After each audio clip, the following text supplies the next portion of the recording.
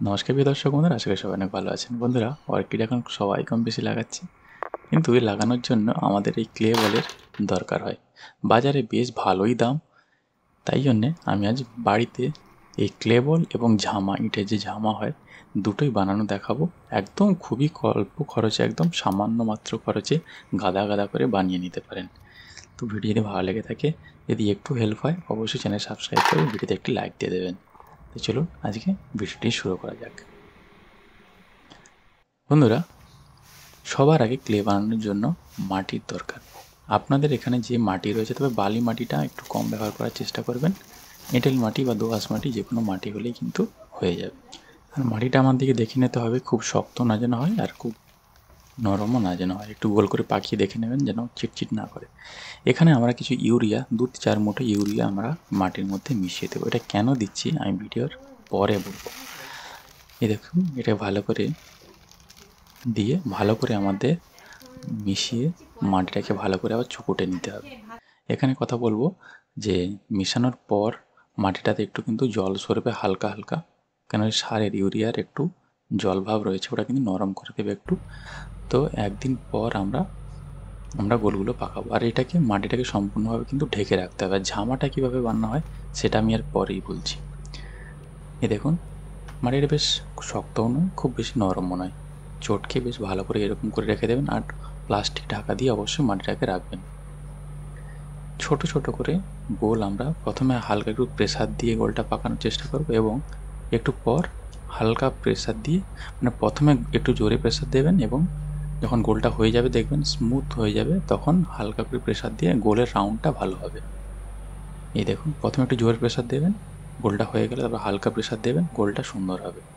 একদম পারফেক্ট এইরকম। বেশি বড়ও নেওয়ার দরকার নেই, বেশি ছোটও নেওয়ার দরকার নেই। এই দেখুন, এইভাবে সুন্দর করে পাকিয়ে ছায়রার মধ্যে আমরা রাখবো। এরপর ছেঁদা করার জন্য আমরা 2.5 ইঞ্চির একটা পেরেক নিয়েছি। এটায় জলে একটু ডুবিয়ে নেবো পেরেকটাকে। ডুবিয়ে নেওয়ার পর একটু ঘুরিয়ে, হালকা ঘুরিয়ে এভাবে ছেঁদা করে দেবো। অবশ্যই পেরেকটিকে জলে ডুবিয়ে তবেই কিন্তু করতে হবে, নাহলে কিন্তু ভেঙে টেকে যেতে পারে। এই দেখুন কত সুন্দর হয়েছে। আপনারা যদি পারেন ছেঁদাও করতেও পারেন, নাও করলে। আমার আগে যেসব ক্লে বল রয়েছে আমি কোনোটাতেই ছেঁদা করিনি। এবারেও যেসব করছি অর্ধেকগুলো ছেঁদা করবো, অর্ধেকগুলো করবো না। এই দেখুন, এইভাবে সুন্দর করে ঘুরিয়ে একটু রাউন্ড দিয়ে দিলেই এত সুন্দর হয়ে যাবে। এবার আমি বেশ অনেক ক্লে বল বানিয়েছি, হেল্প করেছে আমার একটু গিন্নি। তো যাই হোক, এই দেখুন, এইবার বানাবো ঝামা।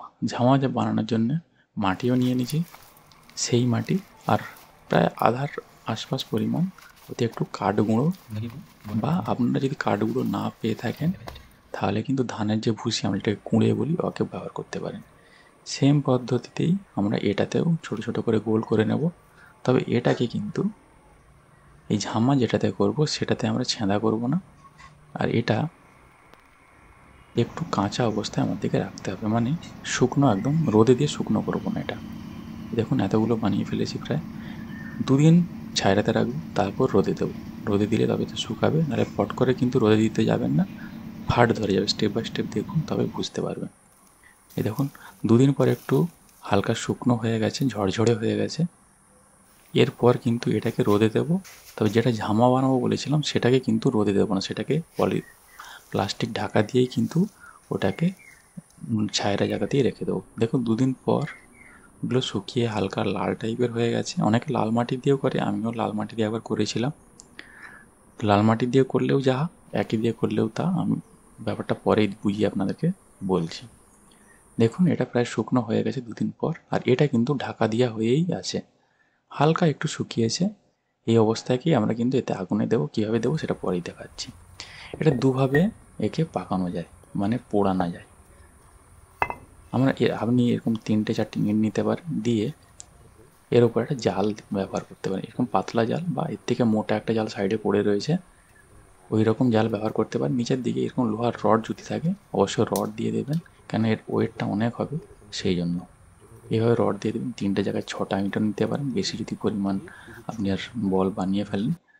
নিচের দিকে এরকম নারকেলের ছোবড়া দিতে হবে, যাতে আগুনটা খুব তাড়াতাড়ি ধরে যায় সেই জন্য। দেখুন জালটা, আগের জালটা যেটা দেখাচ্ছিলাম, একটু মোটা। এগুলো হার্ডওয়্যার্স দোকানে কিন্তু ইজিলি পাওয়া যায়, খুব বেশি দাম না। এরপর এখানে ঘুঁটে বা কাঠের টুকরো ওখানে দিতে হবে। আর নিয়েছি আমরা কয়লা। এটা কিন্তু কাঠ কয়লা নয়, নর্মাল যে কয়লাটা হয় আকরিক কয়লা, সেই কয়লা। এটাকে বড় বড় অবস্থায় দেখাচ্ছি, ভেঙে আমি যেভাবে সাজাতে হয় সেটা আরেকটু আমি ফার্স্ট স্টেপে আপনাদেরকে দেখাচ্ছি। এরপর ক্লে বলটা ব্যবহার করতে পারেন।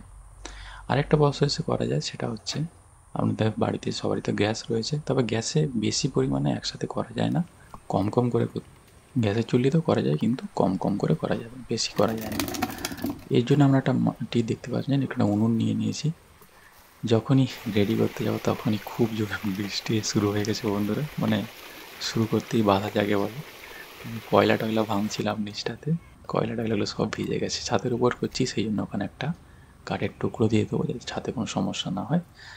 আমরা যদি উনুনে এরকম উনুন থাকে উনুনেও করতে পারেন। আমি এর আগে যে স্টেপটা দেখিয়েছিলাম ওই ইটের উপর একই প্রসেস, দেখুন নিচে যেমন দেওয়া থাকবে তার দিয়ে দেবেন নিচেটা, তারপর ছোপড়া দিয়ে দেবেন। ছোপড়াটা একটু দিলে ভালো হয়, আগুনটা ধরতে সুবিধে হয়।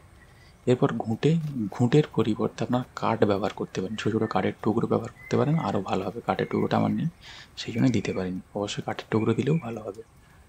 এগুলো শুধু আগুনটাকে ধরানোর জন্য, মানে কয়লাটাকে ধরানোর জন্য। এরপর কয়লা দেখুন ভেঙে ভেঙে এরকম করে নিয়েছি। এরপর কয়লার লেয়ারটা দিয়ে দেবো।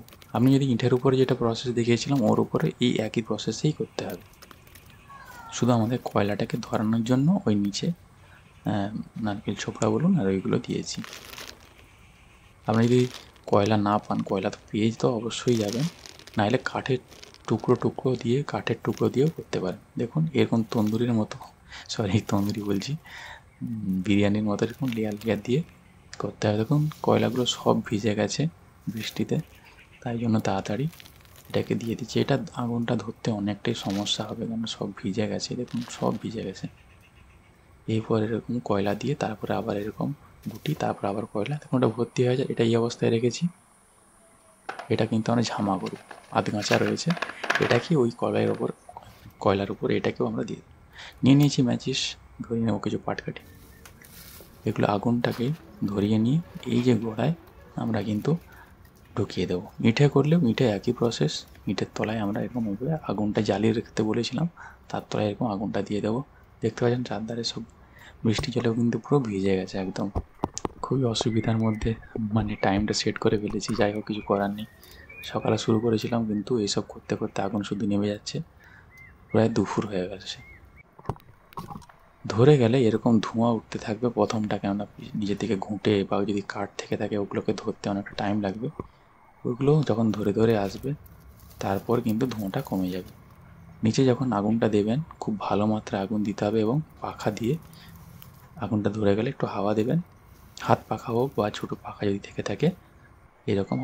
এই দেখুন আগুনটা ধরে গেছে নিচের দিকে, দেখতে পাচ্ছেন। অনেক কষ্ট করে আগুনটা জ্বালিয়েছি, যাই হোক। এই যে প্রসেস, এটা কিন্তু খুব, কয়লার যে প্রসেসটা খুব ধীরে ধীরে হতে থাকবে। কয়লা কিন্তু খুব হু হু করে জ্বলে যায় না, ধীরে ধীরে ধীরে জ্বলে। এখন বাজে প্রায় দুপুর 12:30 একটা বাজে।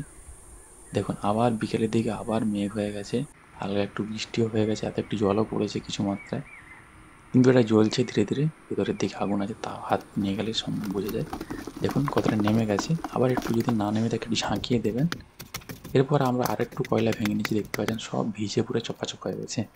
এরপর আবার একটা কয়লার লেয়ার দিয়ে দেব, তারপর আবার কিন্তু এর উপরে আমরা গুটি বসিয়ে দেব। আমি যে কালো গুটিটা যেটা আধ কাঁচা রেখেছিলাম ঝামার জন্য, সেটার একটা ভিডিওটা করা হয়ে গেছে, আমার ভিডিওটা করতে পারিনি। যাই হোক ওটা ভেতরে রয়ে গেছে। তো এইরকম করে ভরে ভরে কিন্তু দেবে। আবার এক প্রথম বৃষ্টি হয়ে যাওয়ার পর আমরা আবার শুরু করলাম। এর ওপর আবার ভাঙা ভাঙা যে কয়লাগুলো রয়েছিল বা মোটা মোটা কয়লা কিন্তু সাইড থেকে অবশ্যই দিতে হবে, আমি পরে দেখাচ্ছি কীভাবে দিয়েছিলাম। এই দেখুন এবং সাইড থেকে মোটা মোটা কয়লা দিয়ে দিতে হবে। সন্ধ্যে প্রায় হয়ে এসছে, কয়লাগুলো জ্বলে গেলে উপরে আগুনটা চলে এসছে। প্রায় এখন 7টা বাজে বিকেল থেকে। দেখুন ভিতর পুরো লাল টকটক করছে একদম, আগুনটা ধীরে ধীরে চলে এসছে। উপর দিকটা প্রায় পেকে গেছে, এই দেখুন লাল হয়ে গেছে। কিছু আপনাদেরকে নামিয়ে আপনাদেরকে দেখাই, এটা পুরো সম্পূর্ণ লাল হবে, টকটক করবে। এই দেখুন এগুলো পুরো জ্বলছে যেন আগুনের। এই দেখুন এগুলো সামনে একদম যাবেন না, যদি একবার হাতে লেগে যায়, জ্বলে যাওয়া তো দূরে কথা, এগুলো পুরো হাতকে চিটে যাবে এমন তেতে থাকে। তো এগুলো অনেক কেয়ারফুল হয়ে থাকবেন।